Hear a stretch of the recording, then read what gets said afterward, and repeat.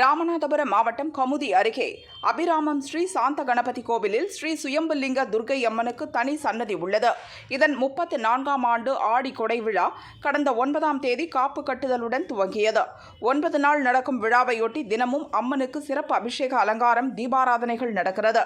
7ஆம் நாள் விழாவில் துர்க்கை அம்மன் மின்னொளி அலங்கார தேரில் அபிராமம் முக்கிய வீதிகளின் வழியாக வீதி உலா சென்று பக்தர்களுக்கு காட்சியளித்தார். அம்மனை வழிநெடுகிலும் ஏராளமான பக்தர்கள் தாம்பூல தட்டில் பூமாலை, பூஜை பொருட்களுடன் தேங்காய் உடைத்து கற்பூரம் ஏந்தி வழிபட்டனர்.